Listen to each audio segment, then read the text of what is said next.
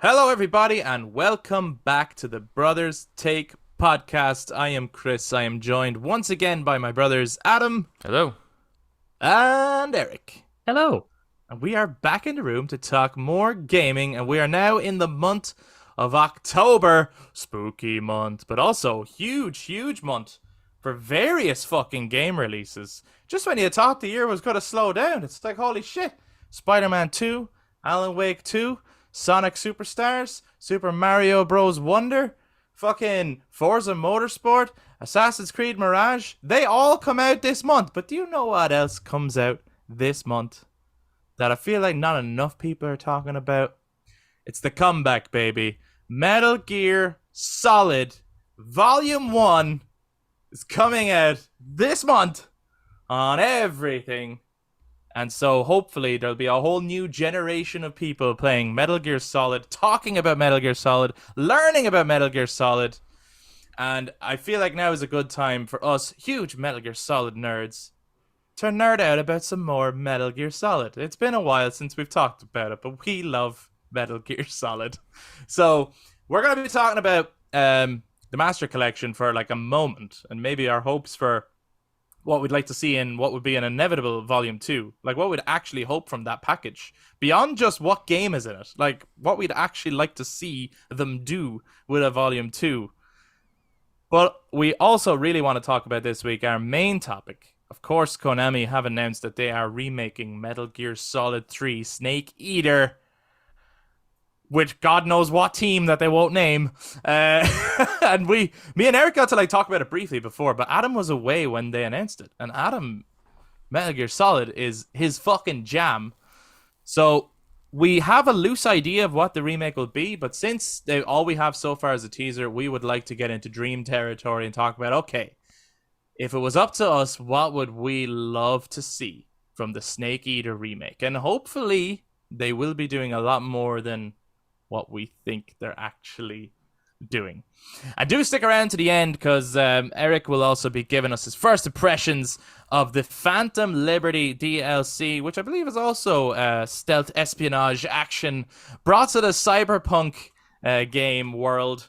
So he's going to be filling us in on his first impressions of that DLC, which a lot of people are talking about and is out now. But of course, we'd love to hear from you guys too.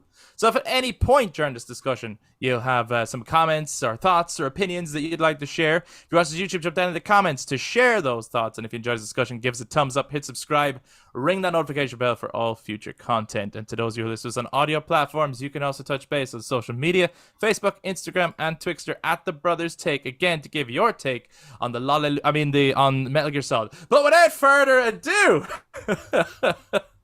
let's talk MGS. I honestly just want to see people play the PS1 game. Mm-hmm.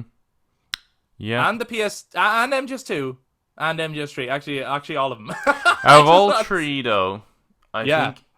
I think in today's world, MGS2 is the one that's going to impact the most. Super exciting. Mm-hmm. Yeah, I think that's gonna. I think that one actually out of the three is the least clunky. If you're going to be revisiting it, it's quite short in comparison to the other two. Yeah. If you skip all the cutscenes. Right, sure. But I actually, my memory is that it's a short enough game in comparison to the other two. I wonder if you actually clock up with cutscenes and all, which is the shortest of those three. MGS2 does have a couple of fairly lengthy cutscenes. It does. I must say. I think it feels shorter than the other two because it is definitely lacking in the boss fight department. And if you measure the game in boss fights or checkpoints, then MGS2 feels like a much shorter experience because there's way less boss fights. And even points where you're like, I feel like there should be a boss fight there. Like, why isn't there? Like, why don't I fight that character? Why isn't there a boss fight with this thing or whatever? Whereas MGS1 is packed with boss fights and MGS3 is packed with boss fights. So now 3 is definitely longer anyway. Has to be. Yeah, I mean, right? It allows for even if you were just gonna fly through it, it is definitely longer. But it also allows for exploring and running around and just messing around. A lot more flexibility, a bit more of a sandbox than the other two, so that inevitably makes it longer. Yeah. Are you guys excited for Volume 1 of the Metal Gear Solid Master Collection? Is it something that you're like, yeah, I'll pick it up whenever, like, or I'm not that excited, you know? Like, I forgot it was coming out this month until you just said it. well, So that's why we're talking about it. Like, and so everyone else yeah. is going to be talking about, like, Spider-Man 2 and Alan Wake 2 and all that. That's all going to get talked about. But let us not forget that we have been asking for a long time, when is Metal Gear Solid coming to modern systems? And this is the month. It's happening. It's going to happen now. I don't know if it's happening as much as we would like it to, if you get me. Like, I don't know if they're putting in as much as we would like, but it's also a case of, like, what's the alternative? If the alternative is nothing, I will take this. You know what I mean? Yeah. You know? I think the biggest fear here is if it's a kind of GTA port, kind of like the way those, you were hoping that those games would have just ported just nicely, but there was so much graphical issues with them.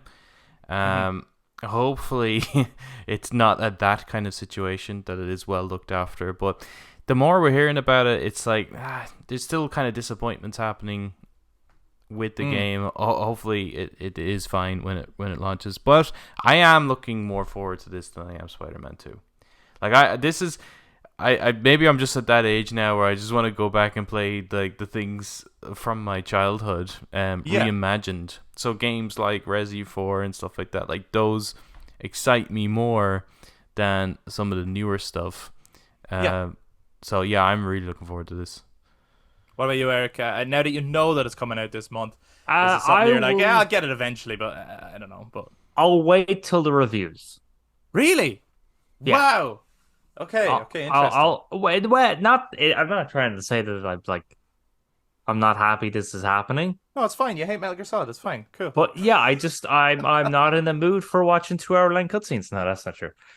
That would be interesting actually. Would my attention span still be up to the standard of what it was back in the day? Like, would I be able to?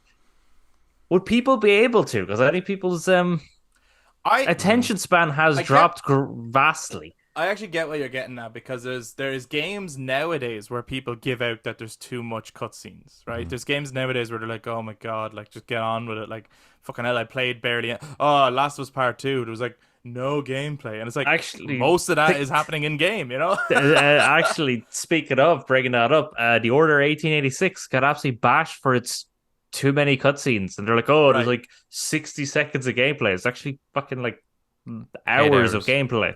Right. 8 hours of gameplay, which right. At the time of that game coming out was really short, but that's because every game that came out around that time had hundreds of hours of gameplay and big sprawling map. But yeah, and partially my issue with Final Fantasy 16 was surrounding those cutscenes. Right, and to be honest, that is the first time in a long time that I've been like, wow, this is really like I remember like one of our discussions about Final Fantasy 16 was like, this is a modern PS2 game. Yeah. And it kind of is. Yeah. Like in its obviously it's graphically it's, you know, a modern game, and there's things it can do that a PS2 game can't do. So we're not saying it's like, oh, it's just like a port of the PS2 game, but in the way it's designed, where you're like you're happy to like, well, you're expected to sit back, put the controller down and watch long cutscenes, which was like the thing back then. But we've gotten so used to story happening in gameplay, and cutscenes not being that long, that it'd be interesting to see what like new audiences will be like. Like, there's a couple of people I could think of where it's like, oh, I'd love them to experience Metal Gear Solid for the first time. But I wonder if they'd be like, oh god, shut up, you know, like that might be the attitude now. I don't know. Because I know some people who would skip like cutscenes and dialogue of a game that's the first time they've ever played it. What? Why?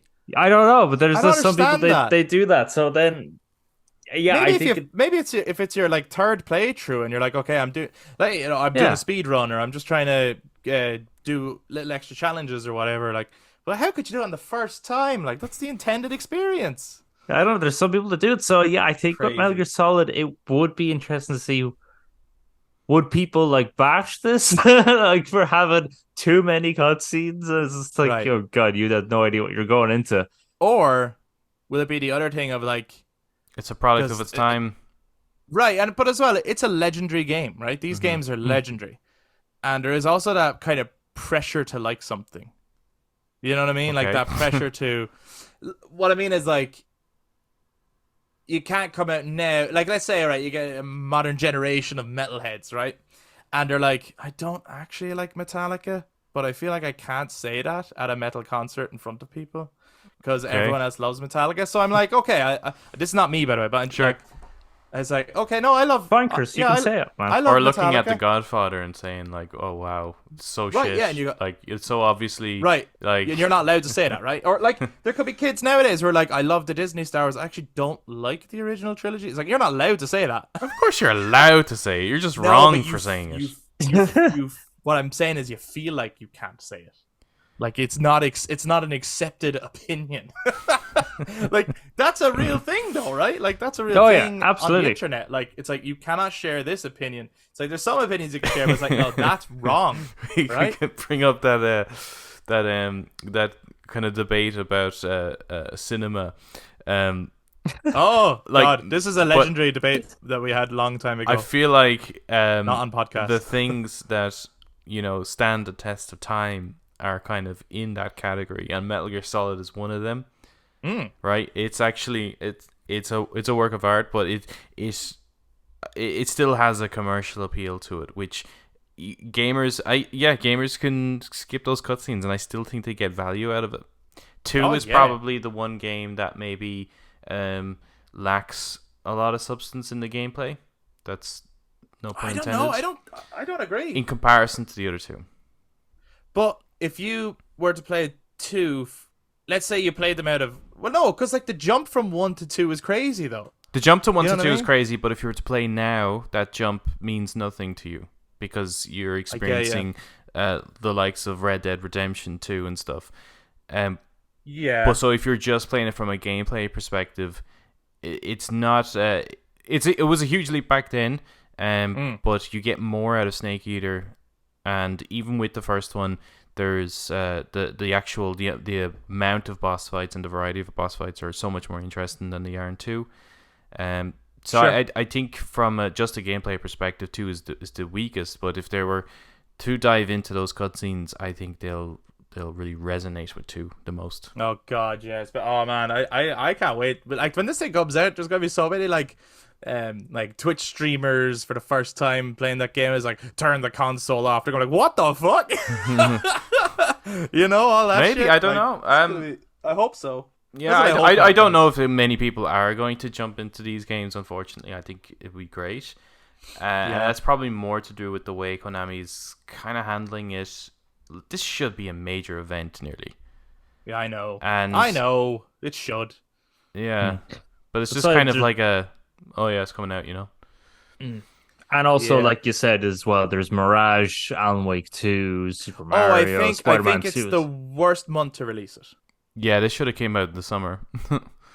Yeah, or even hold off to like January, or like maybe wait till next year when it's a little bit quieter. Like we know of a couple of games next year, some of them big, some of them not, but there's not like a huge library of games next year. So I don't know if there was like a need for a big rush on it this year. But I don't know if this is the best month to release it. It's obviously like if people are like getting all the big games this year, like this comes out a couple of days after Spider-Man 2.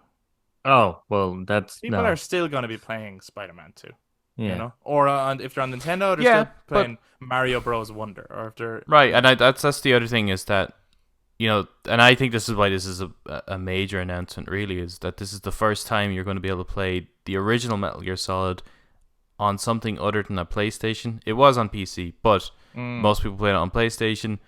You're going to be able to get it on an Xbox. What has an Xbox got in that period? right, and like So it's might more it than have just been a PlayStation. good idea. might it have been a good idea for Xbox to try and secure that for Game Pass? Like it might have been a really Oh, good that would have been deal great for them, right? Yeah, Like that it would would have have been a nice. really good deal for them. And Also, promote it. first time on Nintendo, right? Yeah, Metal Gear yeah. Solid. So it's Yeah. yeah. So that's why I think sure. it is actually a big deal. Oh, yeah. Because of these, it's the first time outside of the PlayStation platform, and it's not just those 3 games, right? It's 5 games.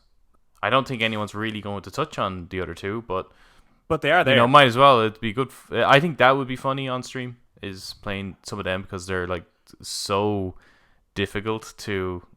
Yeah. Not difficult to play, but just like kind of what the fuck do you do? That doesn't hold your hand at all. I remember I tried the first one and I got caught and died instantly. I was just like, what? There's also a digital art book that during any of the previews people weren't allowed to share the details of. I think that might be really cool, especially if it features the artwork of I can't remember the artist's name who does all the Metal Gear Solid covers, but from what I know, basically it works as like the booklet you would have gotten with those games. Oh, that's a pity. But those booklets. It'd be nice to get a physical version. Physical book would be nice. I do also like that for MGS1, obviously because there's a certain ratio for the screen. There's a couple of backgrounds you can put behind it. Oh, okay.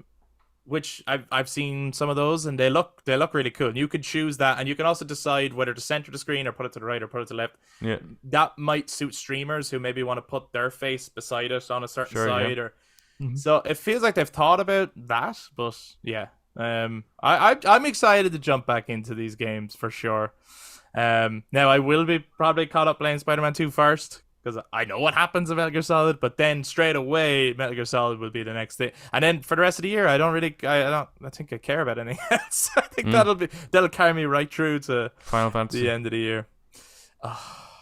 Don't even mention it. But before we jump on to the Snake Eater remake, right, which we know about, what would you guys like to see from the inevitable Volume 2 of this Master Collection? Like, if maybe it's just the obvious, like, oh well, I just want to see these games packaged together, but maybe there's something more you would like to see them do with it. Yeah, the Volume 2 is a tricky one, because there's like there's a wish list, and then there's what they're probably going to do. Of course. The wish list is that Guns of the Patriots is absolutely included in it. Mm-hmm. After that, I don't really care. They could go. Yeah. Probably, they probably would package Guns of the Patriots with Peace Walker. That's probably what they'll do with it. Because I feel like they would want to try and get as much mileage out of this, like, kind of collection as much as possible, so that a Volume 3 would be Ground Zeroes and the Phantom Pain or something like that, right? Right. But I actually don't think they're going to do Guns of the Patriots. I actually think it is going to be... I think it's going to be Peace Walker, Ground Zeroes, and the Phantom Pain is probably going to be Volume 2. I think that could be, but I think whatever way this goes, they inevitably have to do Guns of the Patriots. Now, maybe it can't be done. I don't know. Like, maybe it's so maybe it has to be remade to do it at all. I have no idea. But you have to do. People are crying out for that game. Mm-hmm. They like that comment of that game is stranded comes up time and time again. I think it's a shame that it's not in on this collection and we could just call it a day. Yeah, that's it, done. Right? You have to do Guns of the Patriots. Even though, like, to be honest, you won't talk, like, the first 3 games are the best. Like, you do have the best of the bunch. But you just have to have the end of the story available, because otherwise what's the point? I think technically it could be done. Right. But I just don't have confidence in them wanting to put that much resources into making that happen. And I think probably on a technical level, although it can be done, probably could be easier to remake it. Probably. Maybe. I don't know. So maybe that'll happen instead. Right, maybe. after Maybe. Snake After Eater, not directly Snake after Eater? Snake Eater, but No, but at some they'll point. just work. Maybe they're like, we've looked at it, we can't remaster it, it can't be done. Right. We will work up to the remake, and it will be exciting when we eventually get there. I don't know, though. I feel like it has to be on. You have to be able to remaster Guns of the Patriots. Like, there's gotta be a way. Yeah.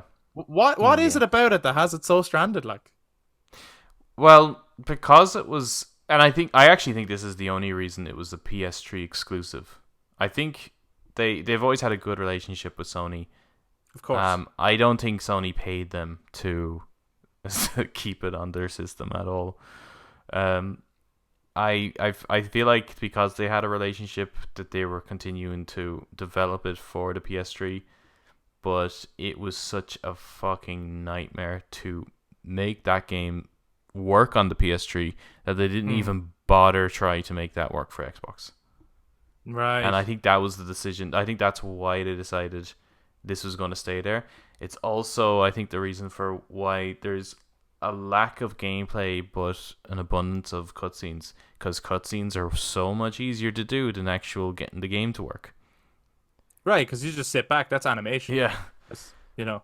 And Once they have it right, it can't go wrong. It's just the architecture of the PS3 is it was alien to many developers at that time, and there are emulators at the moment that can, if as long as you have a very powerful PC, that can emulate Guns of the Patriots, but it still doesn't actually run that well.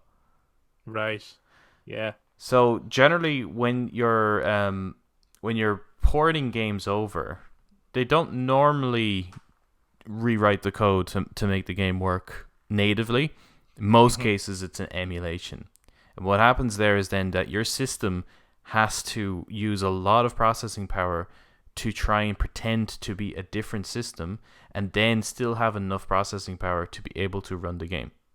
And that was the issue of trying to port Guns of the Patriots, or even emulate it, was that you needed enough hardware processing power to pretend to be a PS3 and then have enough power left over to be able to run the game.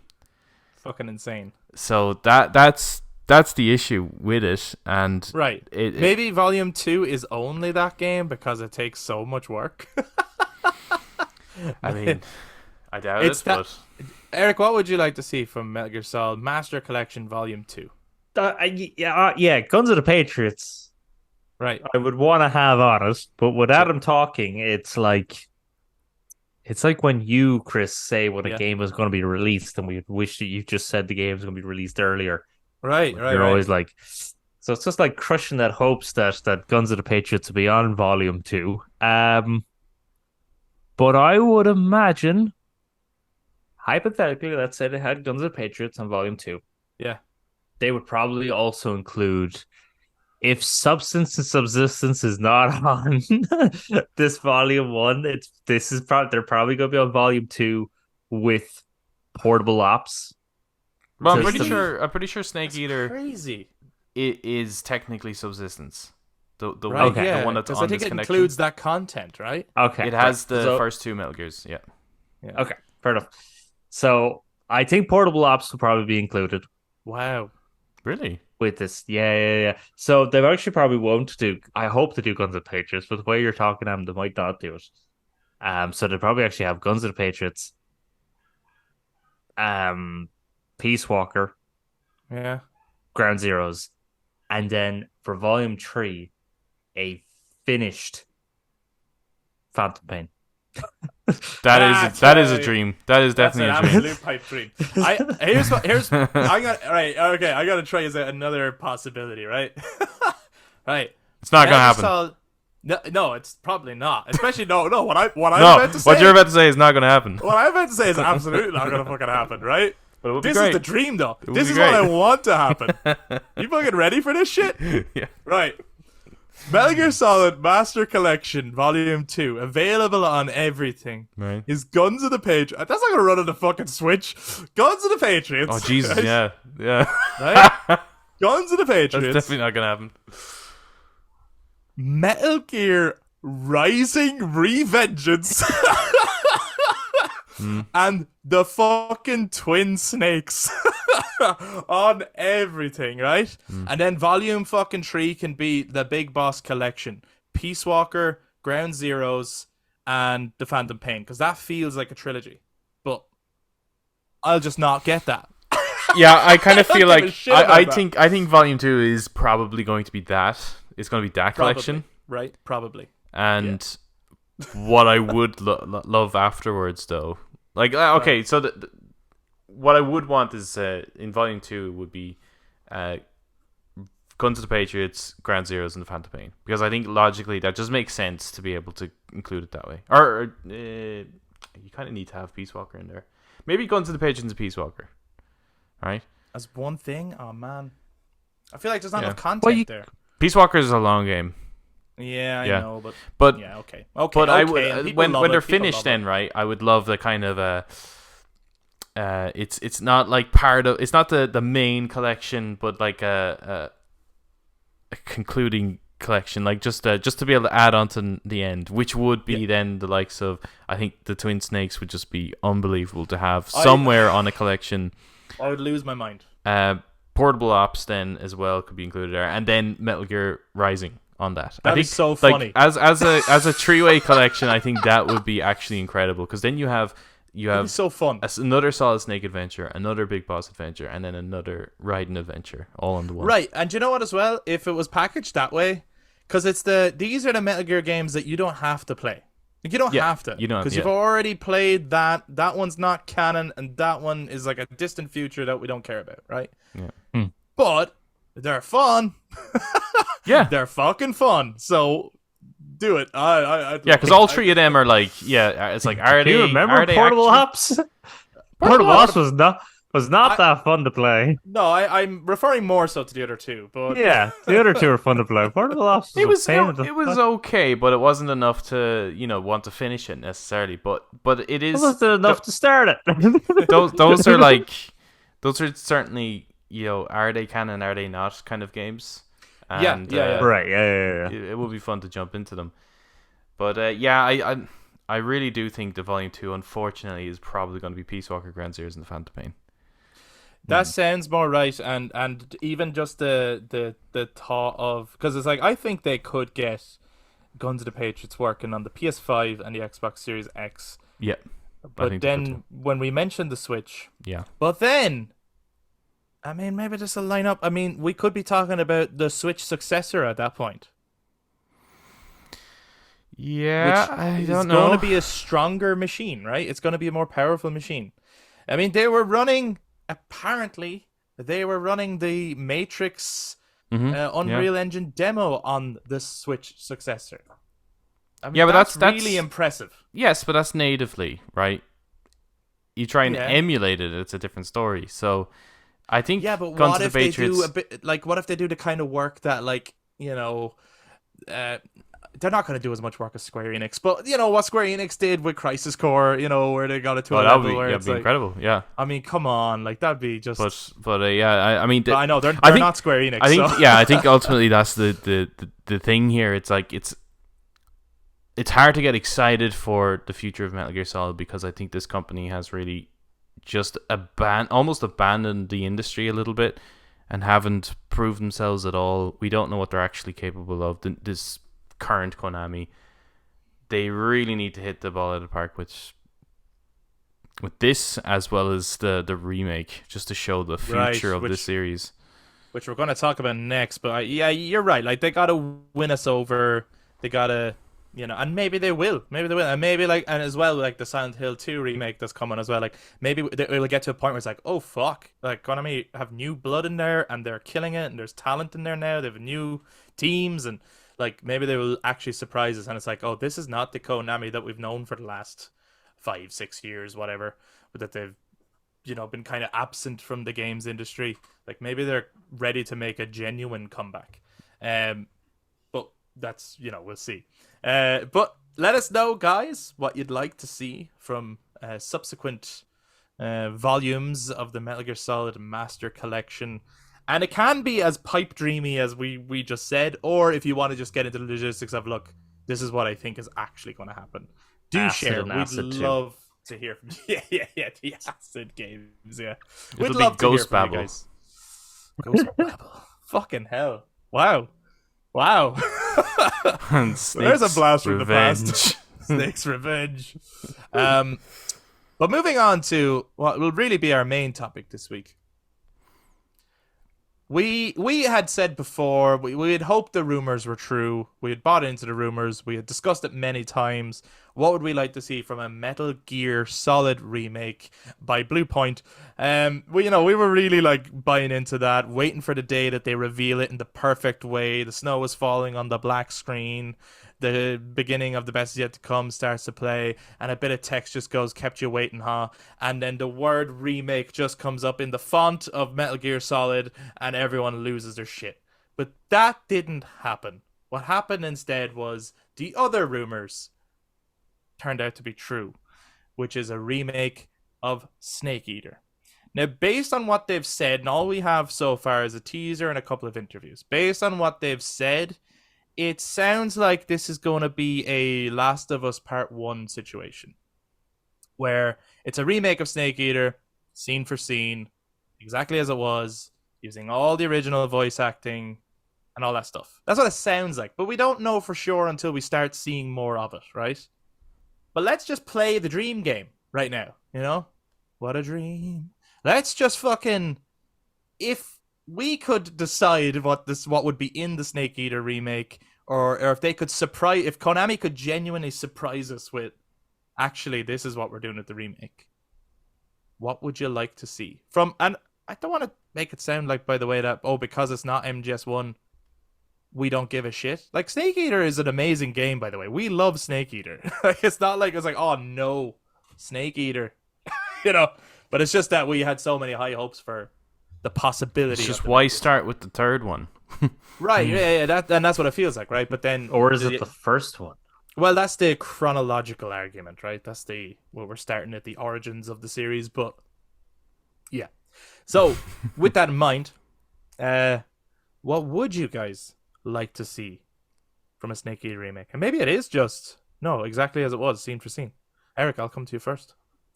I don't know if I mind too much that plan of it being the cutscene scene for scene, but it just means then when you play the Volume 1 collection and you play Snake Eater on that, there isn't anything new you're going to see when it comes to cutscenes, characters, character motivations, where a character's story goes.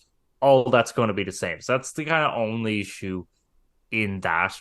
And also on top of that, it means that any cheesy lines, any sort of things that people thought that dialogue is a bit dated or whatever, is going to remain there. Like the moment if you don't take out the tracker and then you go to a cave and meet up with Eva, you have that really weird wrestling scene. Do you remember that cutscene? Of course, yeah. I remember. I remember every cutscene. You looked at me like as if you hadn't a clue what I was talking about. I was just listening. I was interested in what you were saying. I thought you were going to go further. That means that scene is going to be in it, I assume, which is kind of cool because then it still means that it still has the kind of multiple unlocked cutscenes, multiple endings to certain scenarios and stuff like that, almost like the original Quantic Dream, kind of. To be honest, the fact that different decisions can make different outcomes. But I'm more interested and more hopeful of how much they're going to change the gameplay, because I don't actually want it to look like the Phantom Pain gameplay, because I don't really like that gameplay. Oh, so you would like them to maintain the gameplay out of fear of, well, if you're going to change the gameplay, it's likely to be more like Phantom Pain. Is that what you're saying? No, change it. You would like them to change the gameplay. Just don't change it to Phantom Pain. Don't do the Phantom Pain. Yes. Right. Gotcha. Okay. What specifically in the Phantom Pain do you not want? It's really slow. Everything about that game to me is quite... Like, the shooting is slow and the combat's a bit meh. And Yeah, I just kind of I'm playing that kind of going. I don't feel like I'm the badass big boss I should be. I know he's not big boss in it, but that idea. Whoa, whoa, whoa, whoa! So like, do you want to Spoilers. like maybe adjust the gameplay a little bit? I kind of feel like that that it's more likely that it's going to be like the Phantom Pain. Like you already have the model there, Yeah, I know. and the way you equip weaponry and the way you aim and stuff like that. And he's certainly more mobile than he was in the previous game. So it's very likely that that's going to be it. But maybe adjustments could be made to. Yeah, it's just that I prefer like Resident Evil 4. I feel faster, more dynamic, Really? and more badass in Resident Evil 4 than I did in Phantom Pain. Then of course you got things like Shadow of the Tomb Raider, the way she like hides in walls and covers herself with mud, or Oh even in the man, moss, and then love like that. just absolute Oh, sure, Rambo yeah. people and stuff. Yeah. Like have that sort of stuff. Ghost Recon Breakpoint. If you're lying on the ground, you can again cover yourself in the mud or snow, and I think that sort of stuff is what they need to look at. Is Yeah, like not just changing your yeah. camo, but actually using the environment to your advantage and Yes. becoming a stalker and a hunter in this terrain. Be Rambo. Yes. Yeah, just be Rambo. Yeah. That's what it is. Just be Rambo. Do you know what? And I know it's kind of a gimmick nowadays. Give him a bow and arrow. Give him a fucking bow and arrow. So he can kill people silently with a bow and arrow. Fuck yes. Replace the Do it, easy man. gun. Yeah, you can place traps. You know, you Yeah. can like collect bear traps and you can like place them, and then people get Do caught. like You hear the it go off like, oh fuck, you know. do this the do you remember in Assassin's Creed 3? There was a particular item you were able to get in Assassin's Creed 3. If you were up in if you were up in a tree, you could fire at someone, and then you would jump down and you would hang the person from the tree. Oh shit, yeah. Yeah, like that sort of stuff. Like you place like snare traps and they'd go up into the air and everything. Yeah, just like Yeah, no, I'm that's I'm hearing it. I feel yeah, that kind of shit where it's like there's way more ways to take people out in the jungle. You know, like so you the can Rambo First Blood this shit. like the so the cutscenes, and so that way wherever Right. cutscenes happen, those areas pretty much need to stay the same. The character models are supposed to have to stay the same. Well, actually, character models don't stay the same, but their mouth movements have to match the dialogue that's already been recorded. But you can expand the play areas where there aren't any cutscenes. What do you think, Adam? What would you like from? This Eater is why I think remaking Snake Eater first is kind of problematic. It's almost like starting with Resi 4 before you've done any of the groundwork building up to it. But I think, like Eric was saying with the cave scene, for example, this is like taking a Roger Moore Bond movie and remaking it. So you're going to piss people off whichever way you do it. If you're incredibly faithful, you're going to piss off newcomers because there's a level of camp here that's like questionable. And then if you don't do that, you're going to piss off everyone who wanted it to be faithful, right? But at least I think you could actually make some serious changes to MGS1 and not piss anyone off. Yeah, Because right. I think, We know that. So then you set up expectations of, oh, this is how they're doing it and so you kind of know what you're going into with Snake you've Eater. built a faithful universe that way. I do. I would like to see more gameplay and even more traversal in Snake Eater. So larger areas, yes, more enemies to take it out, but even just traversing, like trying to fight the elements and survive the elements, I'd like to see. And include the codec moments while you're doing it. So you're not actually taken out of it. There are going to be some, I think there should be some codec moments that are just like the OG, just for that nostalgia sake, but also in some situations those codec moments only work well within the codec screen. But especially the beginning of the game, there's so many like run over here codec, now do this codec, and it's like there's a lot you could be doing stuff while they're chatting to you on your radio. Yeah. And which comes through your controller now, right? the ringing That's does the way it goes nowadays.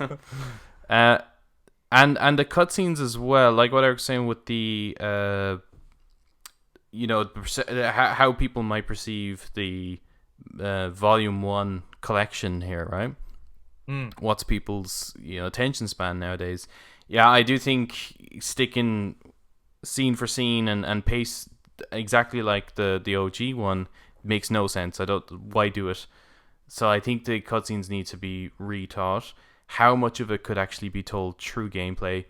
We saw from the likes of Last of Us and Uncharted that you can have great dialogue moments during gameplay. Yeah. So make even the moments where you're with Eva, perhaps you're actually doing things together, and they're having a lot of that conversation there. A lot of the Sokolov stuff could actually be part of the gameplay escorting rather than it being in cutscene. Even some of the dialogue with the likes of Osla, it could be part of the fight. So I think a lot of it they can take out of the cutscenes and really shorten them down a bit and make them much more dynamic. Yeah, for me, speaking totally in Dreamland, right? And this is with the knowledge of, yes, we're going to have the Metal Gear Solid Master Collection. We're going to be able to play Snake Eater, which is an amazing game as it is, on modern consoles. The idea of remaking that scene for scene does not interest me whatsoever. I'd recast everyone. Bold move. I would not use the original voice cast. I would not make it scene for scene. I would make radical changes so that when you play the game, it's faithful but a new experience. I really think what Capcom have You'd been bring doing David with Hayter Resident back Evil, though. I would think about it, but I would also really like to hear people's auditions because, I mean, you get so caught up on as certain actors like they're the only one who can do it, and then suddenly you hear other actors play iconic characters and bring them to life, and you go, oh shit. Like the guy who's doing Leon in Ori 4, I would have thought, no way, you can't recast Leon. Like the guy who was doing Leon before. Yeah, but he's fucking brilliant. See, I just don't know if there are any really. I mean, it'd be like there are few voices that are iconic. Like the voice is almost the signature piece of them. Yeah. Master Chief is one. I think it would be a mistake to change his voice.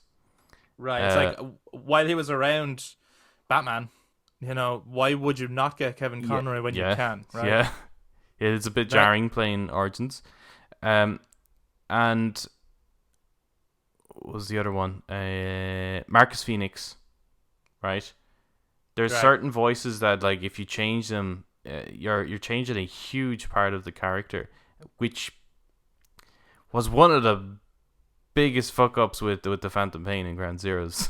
For sure, and I agree with that, particularly because I'd recast everyone else though, no problem. Right, and that's the same canonology, right? Yeah. I'm not saying I wouldn't cast David Hayter. I'm saying I would at least audition people. In the end, I probably would be like, I don't fucking David Hayter, Yeah. But I would actually like to see a new cast, and that is actually not a dig at the old cast. I think they were phenomenal, and I think it holds up. There's definitely a few there that's. But I would like change. reinterpretations of the characters, right? So I would change the fear. The fear would be hunting you in the forest. It would be scary. Like fighting the fear would be a scary fight. Like I would change the boss fights to like a new modern take on the boss fights. Like that's how much I would like changed about the remake. But keeping the essence. Carrie Ann Moss as the boss. I think that'd be. No, that'd be kind of cool, yeah. You can literally just model the boss after Carrie Ann Moss. My God, it rhymes. Oh my God, it's the Carrie Ann Moss. Yeah, I love the idea of all those things like covering yourself in mud, making traps, spending more time out in the wild, planning your next move. That kind of stuff sounds really fucking exciting to me. Hunting for food, eating it.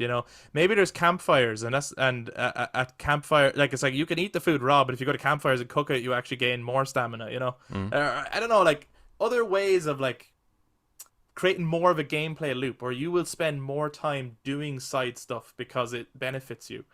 creating more verticality to the levels. Like you can climb up certain areas. I don't mean it's fucking yellow. I just mean that you don't just like climb that trees, one like, wall there's in little Phantom cliffs Pain. Right. Yeah, like that. But yeah, I think I would, in a dream world, I think I would love a more radical remake. But that is still incredibly faithful. Like it's the same story.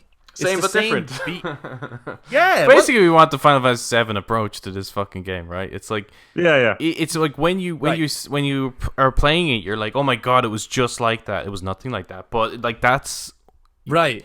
It's what your memory of it was. Yeah. And he's to capture the essence of it. As long as it does that, then it's fine, I think. Like, I mean, he does in the original climb up moss to get on top of trees. So even when I was talking about being up in a tree and stuff, that's like, so you're just improving upon that. Well, this is it. You're not changing the game. You're expanding the game. That's what I think it should be. And the hunting mechanic could be like a whole expanded thing as well. Yeah. And especially, also, like nowadays, no, Chris, like... the walls will be marked with yellow. Where you can climb will be marked with yellow. It has to be. Sorry, I'm an idiot. I'm sorry. The moss will have a yellow tinge to it, like, you know what I mean? But it's not a PS exclusive, right? So like that doesn't make sense on the other consoles. No, yellow is that's a PlayStation thing, it's in right? Doom now as well, isn't it? Yellow's in Doom. Actually, you're right, and isn't it in Resi 4? Everything's all the boxes have yellow on them for breaking, and you're right. Yeah. What color were they in Mirror's Edge? I feel like that probably started that shit. Actually, you know what? You probably Mirror's it was red. Bang on. It was red. Mirror's Edge was red in Mirror's Edge. That's why that game just didn't work, you know? Well, no, it was no one knew red. where to go. It was red to let you know that's where you're supposed to go. Oh. But we were all like, where's the yellow? Red means stop. Why do I keep dying? Don't go. Like, it's like, they're shooting at me, but I have nowhere to go. The bat's right in front of you. But yeah, so that's like, that's what I would like to see from. And again, this is how, on 2 discs, I would re-record the song. Sure. Yeah. I'd get no problem with that. I'd get fucking Adele in. Yeah. Well, actually, you won Snake Eater. That would be amazing. Who did the Phantom Pain? She did a fucking killer job on that song. She was amazing. Quiet. Amazing. Not her. No. The Sins of the Father song. Is her name Aoife Nee something or other? She's Irish, right? Incorrect. I feel like it's Donna Burke or something. Actually, that sounds absolutely correct. What the fuck am I talking about? I don't know. Oh, I'm talking about, I think, the song from Portable Ops, Calling to the Night or something like that. I think I'm thinking of that, maybe. Look at it. You know what? Correct me. I'm fucking wrong. We look up there. Okay. Just look it up there. So, Away we go. But yeah, I think it'd be cool to like it's the same song, but it's just been it'd be a bit unusual to not want to re-record stuff for this Donna game. Burke. Donna Burke for Phantom Pain, yeah. Sins of the Father, Donna Burke, yeah. Yeah, her voice was great. Like the dialogue and stuff. Like if you're gonna be doing a scene for scene, obviously it's way cheaper just to use the old dialogue. But I don't know. Like I would want to re-record so that you get a fresh approach at it, and because some of the dialogue, like the pain, you know, like I would love to see that. Yeah, some of those Cobra unit dudes. When you read about them, they are way cooler than how they're portrayed. Sure. And I would hope that they could expand on them.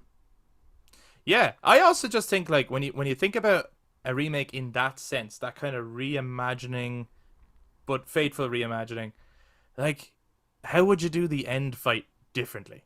Or would you just have like there's way more ways to finish him now? Like there's a couple more alternative versions of that fight. Like there's, and like the sorrow, you can't have the same solution if you're doing it the way I'm talking about. Yeah. You have to do it differently, and that's fucking exciting because now it's like everyone's back into. That's how you recreate that feeling of this is like playing Snake Eater for the first time. Do you know what I do with the sorrow sequence? How do you get past the sorrow? Like you have to actually ask your friends. Yeah, definitely change up the approach of how you get past them, but Yeah. I would also like, instead of it, you wake up in the in the swamp, right? Yeah. I think Yeah. it should flash almost like Scarecrow. It should go between moments, so there would be one moment where you're in the swamp, but I think there should Yeah. be a moment where it takes you to, you're in that kind of prison cell with the swords, and you're fighting the demons. Dude, I was gonna say as well. Yeah, you gotta incorporate that nightmare sequence Somehow, it doesn't have to be the same somehow. thing, but No, like no, but it's just like a a nod to a it. call to it, and I think Yeah. within the sorrow sequence, like the sorrow And is a moment where you could do, and actually maybe have him happen. Maybe that happens a few times throughout the game, so it's not just a singular boss fight. like he's haunting you throughout the game Yeah, at You know- different at various points. You know That'd what'd be be a cool sick, thing? man. The What? cool thing, right? They Yeah, don't tell you. They don't tell you at all this is happening, right? But you know the way in the Sorrow boss fight, the more people you kill, the more show up, mm-hmm. Yeah, making it yeah. harder. So Yeah. if you kill nobody, it's a walk in the swamp, right? Um, Sorry. That was amazing. thank you. That's it. That's my point. I just wanted to make that joke. Now, it is that the more people you kill as the game progresses, the more he haunts you. Oh, Yeah. that would be a really cool mechanic. Yes. Is that what Yeah. you were saying? Yeah, like Pretty you much. could introduce them, like, so especially if there'd be certain See, I love moments that. where you've just like slaughtered a bunch of people, and then all of a Hmm. sudden he shows up, almost like not as shit, but like, you know, the way in the Phantom Pain you had those guys appear just randomly, Right. Oh, yeah. and it made Right. you panic. Yeah. That feeling, but obviously not that type of fight. Do you know what that would do as well? It would absolutely incentivize you to take a stealth approach, Yeah, and because that's you would start to avoid that. that's the other So thing you I would don't love go to see. in guns blazing. I would love to. I would hope that they would really focus on the stealth aspect of the game and not turn it into Yeah. some action game. And that would Right. be a great way to kind of, Wouldn't it? Yeah. It's almost like the more you kill, the harder the game gets, or something. Hmm. Like, okay, I know when we start, anyone who's listening right now was probably like, what? You're talking about changing Snake Eater? I want it exactly as it was. You have to admit this sounds so fucking exciting. Like, you're going to get to play Snake Eater anyway. It's coming out. You know, there's a HD remaster of that game that you'll be able to play on everything. So why not have this alternative version of one of the greatest games ever made? You know? Yeah, like, With as long as the modern story, systems. you know, Keep- that all keep stays the the same. story intact. Yeah, you keep, like, it's still, you're Yeah. still Big Boss. You're still gonna take on, well, you're still Naked Snake. You're still gonna take on the Cobras. You still got to get the Philosopher's Legacy. You still got to take on the Shadow Hat. All that's still there, but just twist it. Make it a new experience that's familiar. Like that. Just I'd love that. I know, obviously, that's not what's gonna happen. Right? No. But we're talking Dreamland. Wouldn't that just be amazing? The only boss fight, I actually don't know how you like shake it up. There's plenty of ways you could make it better, but I don't know how you can make it interesting. Is the pain actually?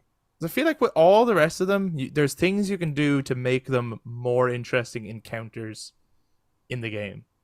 With the pain, I'm like, it's just a guy with a bunch of bees. Like, it's not even that interesting in concept. Well, though. I It's think- always like the least interesting. Yeah, I think the whole purpose of that fight really is that, well, each fight is about trying to use a very particular mechanic, and one that you've Right. maybe just learned, and That was all swimming. it's not swimming. It's about using the healing, right, to be able to use the knife to take the bullet bee out of you. Right. So it has to be something about applying the ointments and things like that to prevent the injuries. Yeah. Like, that needs to be the core aspect of that fight. Yeah, the only reason you would swim is to, I don't know, I think that was just a play on the whole thing. You know, if you go into a pool, that the bees will wait for you or something. You know, I think that was just kind of like a little Right. joke. It's Yeah, okay to have the swimming in it, I guess, but I don't think that's as important. But I don't, apart from that, I don't really know. I would like a better arena So you could have Definitely. water moments, but more of an arena that you can try and get close enough to him, but maybe he like gets away then. I can't really think of any other boss fights from other games that I would like as an equivalent, but Yeah. it's Eric, a pretty poor fight anyway. Can you think of any way to make the fight with the pain more interesting than just shooting him and avoiding his bees? You know, because I can already get rid of the picture bees. get rid of the bees, not Get the rid of bees. him. You can't do that though. See, that's the one thing. When you're doing a remake, you have to have everything. I'm just thinking though, right? Yeah. If we're really in Dreamland, Yeah, sure. no, actually, Go for it. you can't do this. Why not? Well, I was about to like this was like first you have the sorrow hunt like psychologically traumatizing you. You have Yeah, the fear hunting you down, but only during that boss fight. So it's right? not like a stalker But with enemy the throughout the pain, game. Yeah. you're in a cave with a sadistic guy who's covered in scars hunting you with like a machete, and all you have is your cigar unless you find the torch to try get through this place is this, and all you're hearing is the bees, and that's the sign that he's getting closer to you. Do So you you have know to what try though? hide. You right, you might be pushing it too far, but you're Yeah, onto yeah. something. Why not move the pain fight to yes, it is throughout the labyrinth of the cave, and it is a case of he's looking for you and you have to kind of get the jump on him. Like maybe you can get behind him and get him with the knife or maybe you can attack him with fire, like fight off the bees with fire or The but only thing maybe it is does like need to be a more interesting like location. yeah, the only thing is like that would then end up that's kind of what the Fury is. Right, so but you change up the Fury then. I feel like the Fury should be more of a big full-on fucking spectacle arena. He's blowing shit up, you're blowing shit up. Like that one should be the big blockbuster. But boss fight. yeah, well the thing is with the Fury is that you are in the dark, and the only like if you light up your cigar to try see Yeah. or a torch, then Yeah. he gets to see you, and then he lets the flame off. I would Yeah. make those corridors a much thinner. The arena that he's in, I would actually make that a more confined space, so it's actually more dangerous. And the flame, Interesting. you know the way like in you see in films and stuff like that, where they're like in a vent and the flame is like fucking following them, so you're like running away from Yeah, it. yeah. Like yeah. it's like that kind of a thing, rather than Yeah. opening out, because flamethrowers don't have a very far reach, so that's not. Yeah.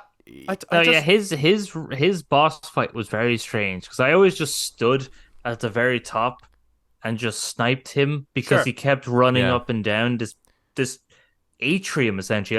It kind of looked like a very long concrete version of that room from the Matrix. Yeah, just had all or the like a pillars dark in it. version of where you fought Raven.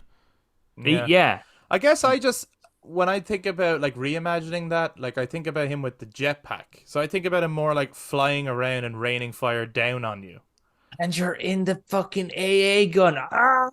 Well, actually, that would be that be cool, is to extend that boss fight Right. into Like up on the mountains. not just in that section. Maybe it can go in there too, because I think the mechanic with the dark is really cool. But being in the trenches, just thinking back to that scene in the end of All Quiet on the Western Front, where the Yeah. French Oh, come yes. in with their flamethrowers in the trenches. And if it was like raining and it was mucky and you can't fucking Yes. get out, but he's like Yes. flying above you, so he has the Yeah, air he has advantage. an advantage. Right. So you put the Fury fight in the trenches, and you put the Pain fight in the. Well, no, I caves. would continue it. So I would start it. No, I would start it in the Ah, trenches get outta here. that forces you down underground into the darkness, and that's where he tries to smoke you out. I get you. So what would you do with the Pain then? Because you can't do it twice, and you need to do something with him. You do, but I don't know. I don't know. I like Eric's idea. I like it too. and- I do like it. It's just I think maybe there's You want to keep the Fury intact. But then Yeah. there's actually, to be honest, there's too much hunting. Because if you have the sorrow hunting your psychology, and then you have the fear hunting you. Then Well, yeah, that's why I know they're all hunting you anyway. But then it's too But much. you do need an element of this is just a big bombastic boss fight. But then that's Vulcan, right? When you get Vulcan the is Vulcan, big. you're like I mean, you could just do a taking him thing on. of like because the pain, I know it's weird, but it's a game and it's Metal Gear Solid and everything's nanomachines. But you know the way, like, Not yet. not yet, but he kind of keeps moving because of the Hornets, and he keeps using Hornets as like a shield. Yeah, yeah. So you're fighting him, maybe not in the cave. You're actually fighting him in the jungle. You've gone through the cave. You are hearing the Hornets kind of around. You have to sort of use the torch to fight them off. So that's kind of getting you used to that mechanic. They're hitting you, stinging you. You have to use the medicine and stuff during the cave. You get out of the cave. You're now in a jungle. And because he's using the Hornets to escape your bullets and as a shield, you actually have to hunt down and shoot like the Hornet nests. And that way it reduces the amount of Hornets you can use, and then you can actually shoot. I get what you mean. So like it's like as if he's invincible. Like okay, yeah, in like a gameplay mode where it's like, oh, here's a boss, and you can't actually kill them until you destroy the things that create their shield. Like Yeah. their beacons, so to speak, or whatever. Yeah, it's not an awful idea. Like it's a bit silly, but it could work. You know, The banana machine, son. yeah. I mean, honestly, anything because it is like the weakest fight. Because even the duel with Ocelot is more interesting. The guns like where they can't get near each other, so you're just forced to have a pistols at dawn type fight. You know, so even that kind of works. Yeah, see this would be such a fucking cool game to play, right? Like, if you're listening and there's still time, Konami, incorporate these changes. You know, That would be now would the fear have stealth technology, or would he be using the mud and the moss and and all that sort of stuff?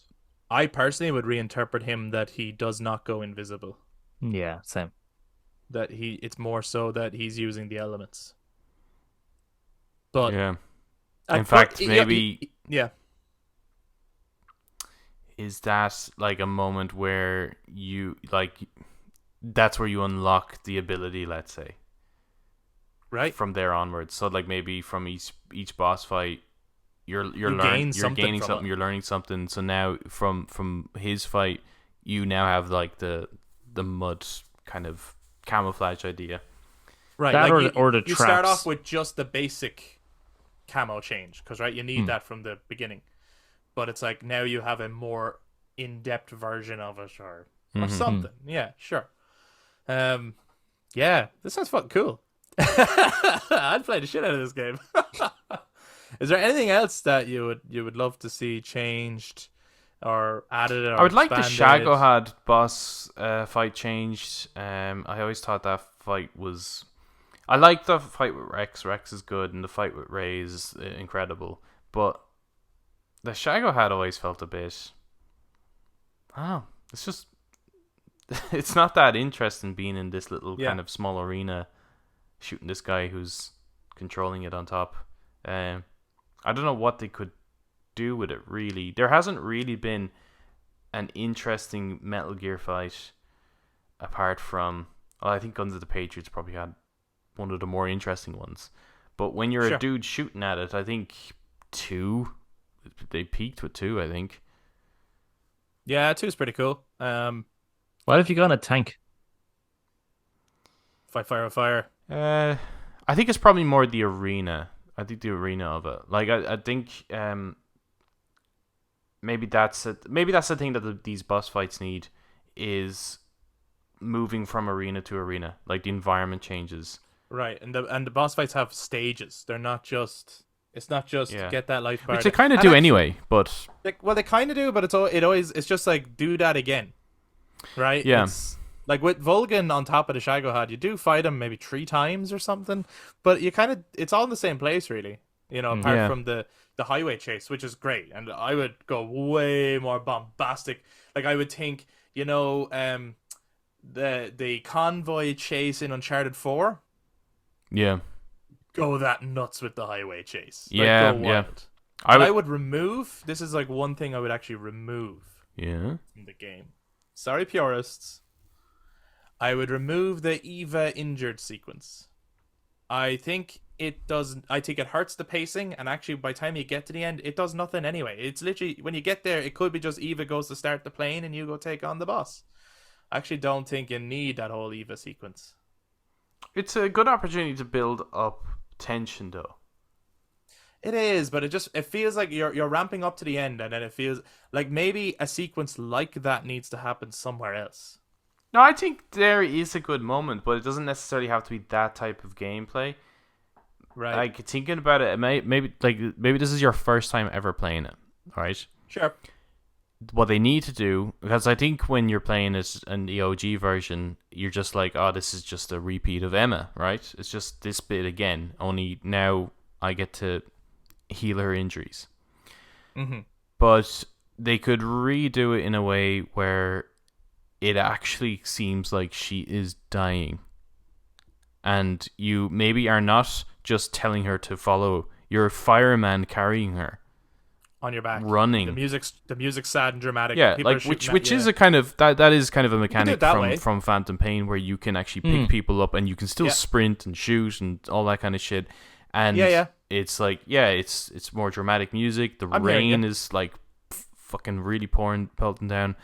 And this is someone where it feels like you are actually going to lose them. I think it's just changing it. It needs a change for sure, but I wouldn't remove it. What I would change around is the kind of hover things that are chasing you while you're on the bike with her, right? I would have them in the what you would call the convoy sequence. So you're like shooting them down while in the kind of the what do you call it? The runway. I wouldn't have them at all. The runway. Eric's like, I wouldn't have them at all. Well, it's like, look, it's high tech. It's weird kind of high tech stuff anyway. Like it's throughout the game. I would include them as a, that's the thing though. I would actually have the Shagohod as the only really advanced thing in it. Well, I think what they're kind of getting at is the kind of red alert kind of approach where the Russians are more advanced during the Cold War and just increases the fear side of it. I would include them just because it doesn't impact anything but other than just give you a more vertical enemy to think about as well as on the ground. But I would have them in they could be ahead of you more so, yeah. I'd have them in the airfield sequence. But what's actually chasing you through the forest is the Shagohod. So we're like the fucking trees are ripping up and everything. So it's like you can just see the big drills coming. The trees are being ripped down. You've got like foliage going everywhere, and then towards the end of that is where you have the final showdown with it. Yeah, and dude, you can make this the most epic fucking game ever. Like it is possible. Like this could be just insane. I would also make the ladder sequence longer, bro. 2 discs. Like 2 discs of ladder. You go halfway up and it says you must change the disc. Even though it's already installed on your machine. It doesn't matter. Put the disc for in. the novelty of it. Do it for the novelty of it, That would be amazing though. Now, I don't mean the disc change thing, but just a longer ladder sequence because it's like it was always ridiculous. So like my thing is like, how do you give the player that feeling again?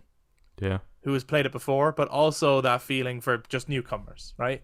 And the first time we played Snake Eater, it was like, Jesus, how long is this ladder? So how you give them that feeling again is you make it longer because you go, yeah, I remember this is long. No. But you would get to a point where you go, Jesus, how long is this ladder? You do the full length of the actual length of the ladder, right? Yeah. But at the end of it, there's another ladder. Yes, amazing. Anything else on this dream version of the Snake Eater remake? Weapon customization, just kind of throwing it out there. 100%. I actually think it makes sense, especially with the amount of the script where Snake. I fucking love weapon customization, man. But as well, but he does. It makes sense. Like it's not only a modern game mechanic. Like he just nerds out about, oh my god, you've changed the grip and look at the, like he spends there is half the game describing guns. Like sure. But there is that that thing, right, where it's like, so in the Metal Gear series, weapon customization came into it during Guns of the Patriots. Mm-hmm. That was the new mechanic of that game. Yeah. And if you're hoping for that they will eventually remake all of them at some point, right? Yeah. You gotta leave something for the future games, man. Whoa, hold on. And I think there's so much in here that but they've fucked that anyway already. Like they shouldn't have started with this one. No, they so shouldn't have if started they're with this gonna, one. then I'm like, don't hold yourself back. Go. I don't know. I think there's so much in here to try and balance and stuff. Yeah. Like, you know, there's some games where I'm just like, okay, weapon customization, that's really cool because it adds something.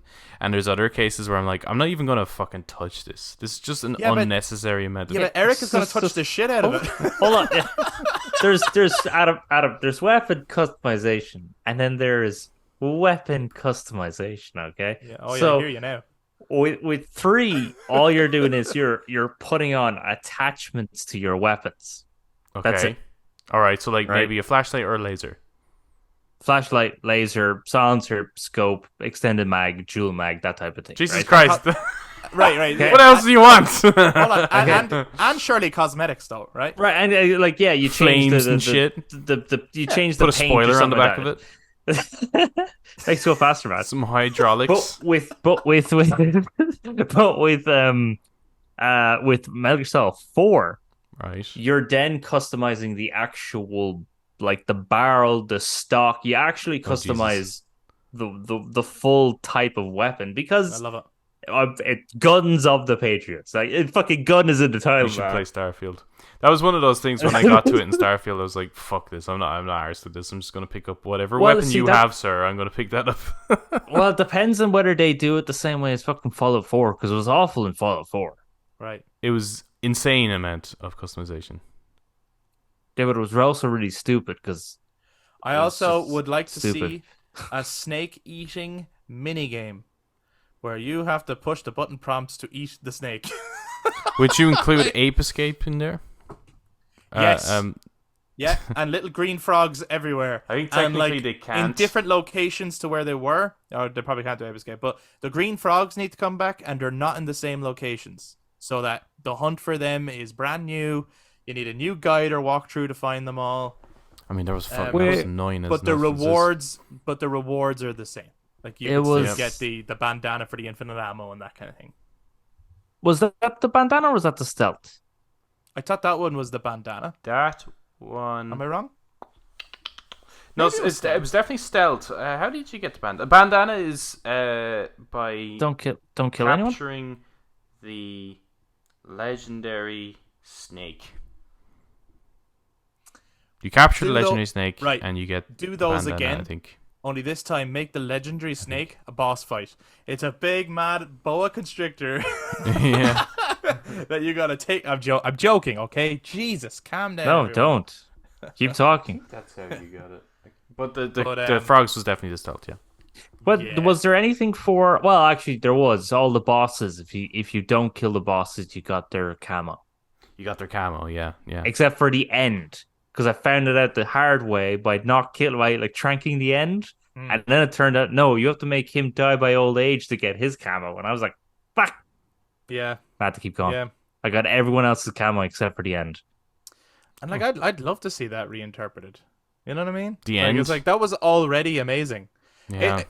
You wouldn't reinterpret that one much because it's kind of one of those legendary amazing. Like it's like like how much do you change Psycho Mantis? Like you don't, but maybe if you were doing Psycho Mantis again, you in a genuine remake, you would change how you beat him because that method doesn't make sense now, right? Mm-hmm. So again, with the end, all I would do is maybe add new ways to beat him because that was one of the replay values of Snake Eater was did you defeat him this way? Did you defeat him that way? So I would just add more ways to take on the end and maybe make the area in which you fight him that it's seamless. So there is no like, the screen changes. Yeah. Area. Yeah. Make it all seamless. Seamless and you can just imagine as well like very large foliage and perhaps the fight will like I would want a day-night cycle added to the game, right? Yeah, So and that one can actually like because you can imagine that like you're starting, Yeah. it's like it's the evening and it's all grand, but then as it gets, you just have the light of the moon to try and help because you can't use any torches because he'll spot you and wow, yeah. And that's Adam just really wants this high to be foliage. no fun. You know, you got to use All like the fun. cigar light to see bosses, and you got to use moonlight to see bosses. This is actually. You could actually like maybe drop an item, right? So you could Yeah. place like a scope on a rock and see if he will like think of that as a as a glint, so that way when he fires at it, you see where his muzzle shot was. Right, so you have to Jesus take the Christ, scope no off way. of an item. No, you don't. You just put it down. Hence, Grand. customizing And your we're weapons. customizing your weapons. There you It go. all makes sense. I think Also, as well. this game, like with the way we're talking about it, it's actually Yeah. going to be darker than like the latest Batman movie. Like Oh, yeah, you know, you'll there's see those nothing. constant jokes of like Batman just keeps getting darker and darker and darker. Yeah. Like this is going to be the darkest thing. You can't see it all. We've taken the piss at this point, to be honest. Yeah, We've gone too far. But I would also really like to see or hear, I should say, Russian accents. I actually think Oh yeah, definitely. that it was something I quite enjoyed about MGS2. Yeah. It added a feeling of authenticity to it from our perspective, I thought. And so I do know- it jarred at me. I know why they do it in MGS3, and they kind of explain it. Yeah. But I would still like to hear Russian accents. Like, they don't have to speak Russian. Because I get that the idea is that actually the entire game is in Russian. Mm-hmm. Oh, your Russian is excellent. You know, I know that. But I would still like to hear the accents. Because it's really jarring when, like, Russian characters are, like, talking with really strong American accents. Like, it just doesn't sound right. Yeah, if anything, Snake and Eva should be speaking with Russian accents rather than everyone else speaking with American. They're speaking Russian. But with their With an accents. American accent. Yeah. Like, they don't need to change their. They don't need to change their accents or anything. Just the Russians do. And Vulcan should sound Russian, you know? Like, Yeah. he shouldn't sound so like a pirate. You know. But anyway, that's just that's just what I think. The only one where that would feel a bit jarring, I think, is Ocelot, because we're so used to like Ocelot seeming like a cowboy or a bit of a western. You know what I mean? And that makes sense when he's older because he spends so much time in the States and he ends up working for Foxhound and the Pentagon and all that stuff. But this is when he's young. He's a GRU major. He kind of has to have a Russian accent. And that might, like, that imagery could be weird, where it's like, I'm looking at this dude with the cowboy boots and the cowboy guns, but he's got a Russian accent. I don't know. Might be a bit weird, but you kind of, if you're going to do it authentically, I think he also needs the Russian accent. I think people forget that Ocelot is Russian.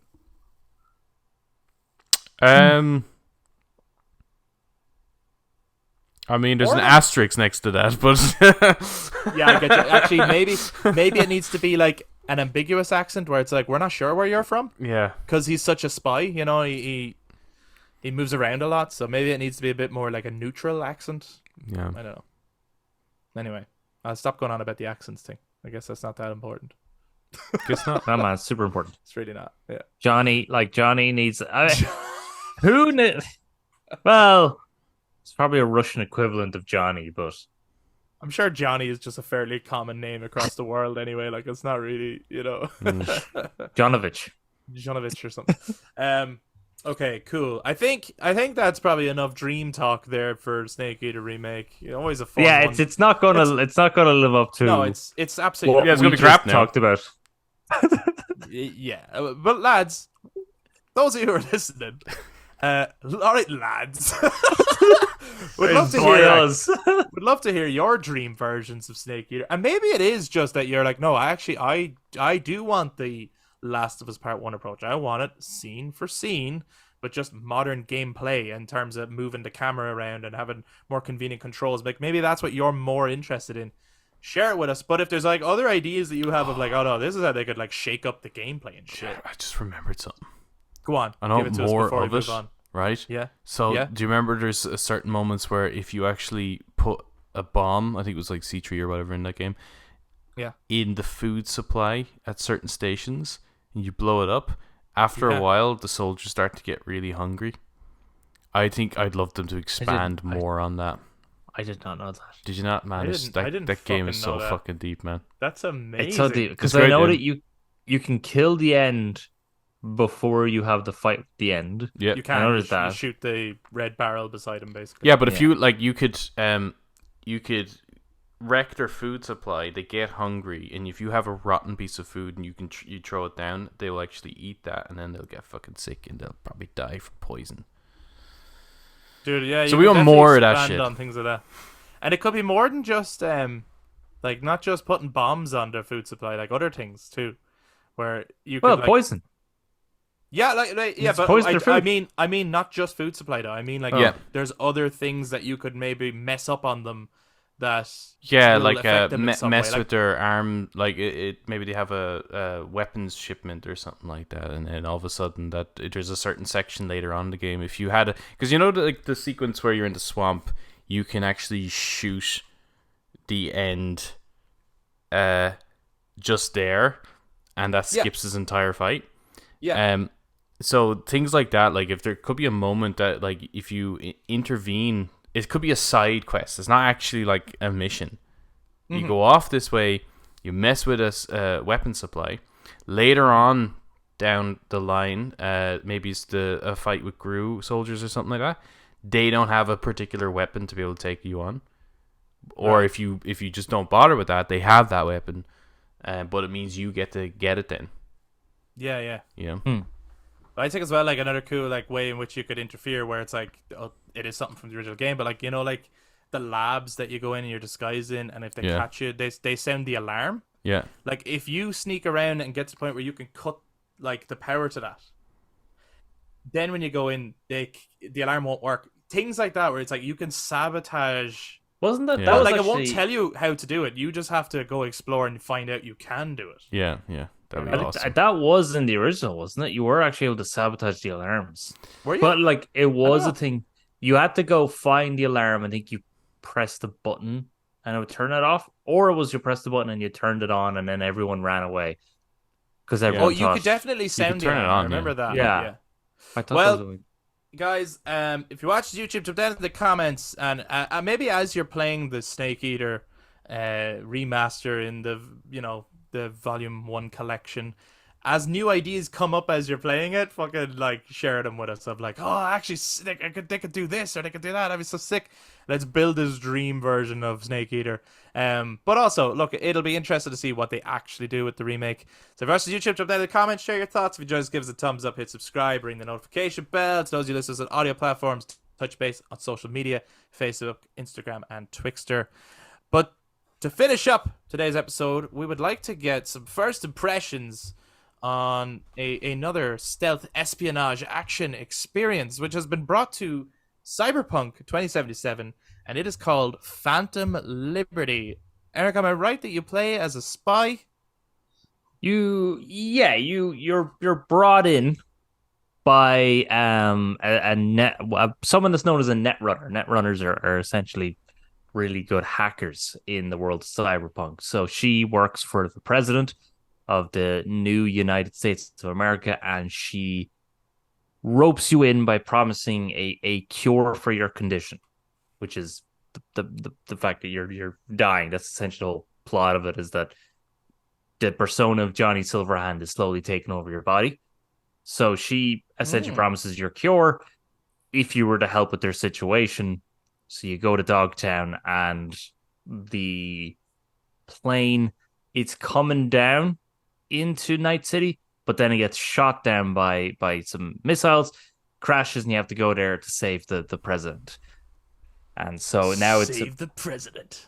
so yeah, so that's quite early into Dogtown. I mean, graphically, this has massively improved, and the layout of all the abilities is much better, and it looks like there's new abilities, and you can progress your skills a lot more. So this looks better.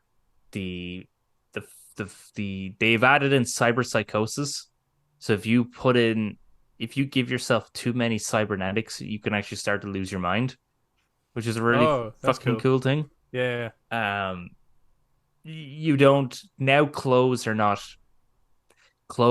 the original used to be armor, right? Okay. Yeah. So now armor is a cybernetic enhancement. So now you can wear whatever outfits you want without it having to look like. Okay. It's not. Yeah. So it's not linked to cosmetics. Yeah, no, it's not linked to cosmetics. That was pretty handy. The car combat I've done a bit of. It's pretty good actually, because it actually kind of locks onto your target. You kind of aim the cursor towards them, and then it sort of locks on, and you just kind of press the R1 button for me, and you shoot.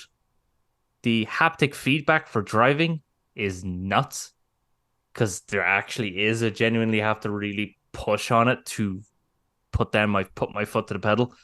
or put the pedal to the floor to actually drive. So Yeah. that's been added, which is really nice because it's been a while since I've actually really felt Mm. the haptic feedback be used that well. And also vibrations. Like you're feeling vibration in the feet when different things are happening. Gangs are fighting each other. I'm seeing that. Dogtown looks like a shithole. It's awesome. Like it looks horrible, which just suits it so well. And I've met Idris Elba, Solomon Reed, which is great. Yeah, what's he like so far? So far, I've only spent a couple of minutes with him, but I really like him because he's a sleeper agent. So he's got that little bit of a paranoid, quiet demeanor to him, which is really interesting. But I kind of don't really. I'm kind of not really trusting anybody. Again, it does build on that. Even Solomon Reed kind of posed that. Myers posed it. Johnny Silverhand, absolutely every time Keanu Reeves talks, which is just gold, he's constantly like, this shit is like, this shit's whack. Like there's nothing right about this. This whole thing is screwed from top to bottom. And he even like talked about a bit of his past and stuff that wasn't in the original game. So Cool. they've definitely built upon this. Texting is done better than this. So the first Alright. thing ever, I I didn't loaded even up. know it was a thing though in the game. Like I have no idea. It's someone texts you and you have the option. There's prompted options to reply. Okay. So you can't freely text, but like the way they've overhauled that, so that's better. And if someone's going to reply, it'll let you know, so that you know if the conversation's over or not, which is pretty nice. All right. Okay. And does that like lead to missions and things or? Sometimes, yeah. Okay. Other times it's just someone kind of like saying, "Hey, what's up?" So not much, you know. Right. So it's just like character building and stuff. Yeah, graphically Immersion. much. Yeah, immersion. Immersion. Immersion. That's a different thing. I need to turn it off. Graphically much better. Is this Yeah, the what? Do you think this is the point now where do you remember with No Man's Sky when that launched? It was an absolute Right. Yes. Yeah, it was a disaster, mess. right? Yeah. But the way people talk about No Man's Sky now is just like as if that never happened, right? Like when Starfield came out, people were like talking about like, oh well, if like a better version is just is No Man's Sky and all this kind of shit. It's so much better than this game, and the way it launched is all this, that, and the other. There's these bugs here that's not in No Man's Sky, and then it's like, did you completely forget what that game launched like? Do you think this is that turning point for Cyberpunk to help its perception, or do you think it's a few years off before people forget how it launched? Well, at the moment, what people are saying, from what I've seen on like news threads and all that, is that people are saying that it is the saving grace at the moment from how it launched. So it's not that they've forgotten how it's launched; they're just saying it's now to the standard that it should have been when it launched. Right, like it's finally meeting its potential. Yes, it's meeting its potential, which I would say if CD Projekt Red, which I'd say a lot of people forgot about this, if they didn't get threatened to release the game early, this is what we would have had. They were allowed to finish it. Yeah, I think. Well, there were a lot of people were giving out. Like they were sending death threats to release the game early. I don't think And that's then why they they sent. released it though. It was a poor management. Yeah, but they did. I mean, I did hear those stories too, where they were under like severe pressure from a very angry fan base with no justification, really. I'm sure every studio gets that though. I'm sure they do, but maybe these were getting it more. Like I don't know. Like the wait for Cyberpunk was long. It was long, but from the time they announced it up to the time it actually came. The development cycle of it was like it was one thing, and then they just were told to just shift direction altogether, and that like. Oh yeah, I've no doubt there was problems. There's a myriad of reasons. There's a myriad of reasons why. It happened. But this is really bringing its status up and bringing it back up to what like I suppose it should have been when it first launched. I've had one freeze so far. Okay. One freeze, which is obviously way better than when it first launched. do you find that when you're playing Cyberpunk now, anytime there's an update or anything like that, like are you like hyper aware of those things? Do you get me? Like with nearly any because of the way it was released in the first place. Mm. Is it like anytime they update it, you nearly can't help but look for those things to see like how polished have they made it?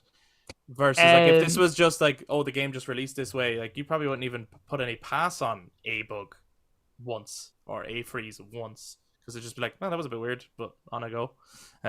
Otherwise, this is an incredibly polished experience. You know what I mean? yeah, I do, because even with this one, I've actually stopped to look around and go, is there more people in the city?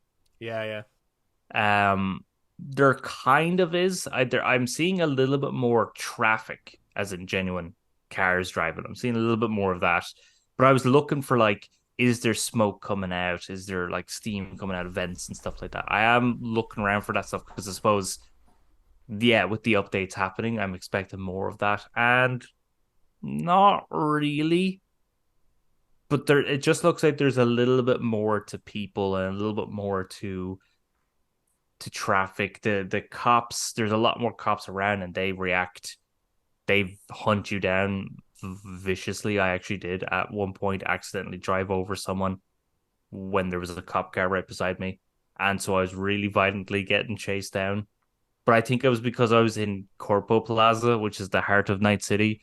So I think All there's right. a lot more cop traffic there as well. It was just Yeah, like everything went against me in that yeah. situation. I had to try and get out of there.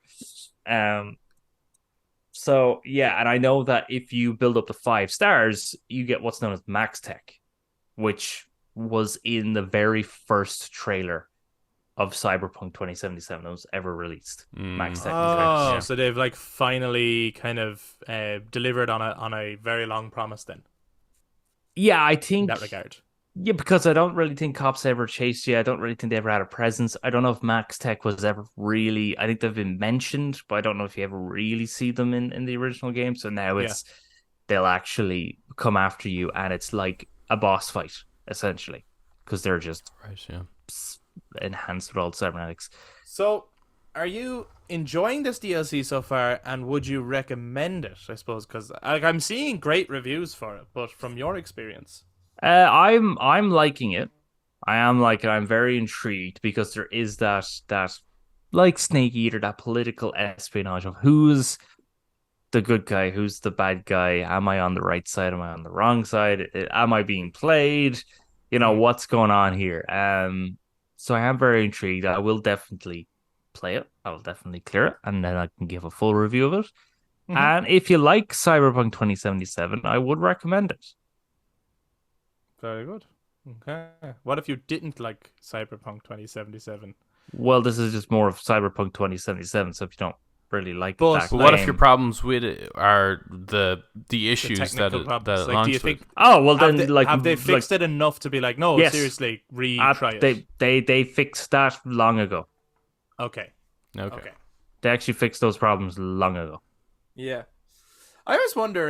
We're getting more and more DLC nowadays, right? Like it's a staple of the industry now. You nearly expect DLC. Hmm. And sometimes it feels like developers are making it just because people are expecting it and not because they ever plan to do it. I wonder if like we'll get to a point where at like the Game Awards, best DLC will be a category, right? Because some of them are substantial enough where it's like, oh man, it feels a shame not to consider I think that, they right? kind of have that considered in the ongoing category. Oh, okay, yeah. I always thought that was more for like MMOs and things, though. Oh, well, it's always dominated You know? by MMOs because they're the Yeah, ones yeah. that are Continuously ongoing. Yeah, yeah. Yeah. Well, guys, do let us know if you're playing Phantom Liberty. Are you enjoying it? What are you enjoying about it? Do get in touch. Let us know. Or if you then decide to try it out based on what Eric is saying, if you liked Cyberpunk 2077 and just haven't found a reason to go back to it yet, or if you didn't like it for the reason of, oh, it didn't live up to my expectations due to the bugs, maybe you'll want to go back and check it out now. And do make sure to keep an eye on our podcast for when Eric does finish it and decides to give a proper review of it. Be sure to be around to check that out. But guys, that's going to conclude this week's episode. What a blast. What a thrill. What a thrill. Make sure if you guys watch the YouTube, jump down in the comments, share your thoughts on Mega Solid Master Collection, what do you want to see in future volumes? Snake Eater Remake, what would you love to see from a Snake Eater Remake? And Phantom Liberty, are you playing it? Are you enjoying it? Do let us know. If you enjoyed this discussion, give us a thumbs up, hit subscribe, ring that notification bell for all future content. And to those of you listeners on audio platforms, you can also touch base on social media, Facebook, Instagram, and Twixter at The Brothers Take again to give your take on everything we brought up in this week's episode. Thank you very much for checking it out. We'll be back to talk to you guys next time. Bye-bye. Bye-bye.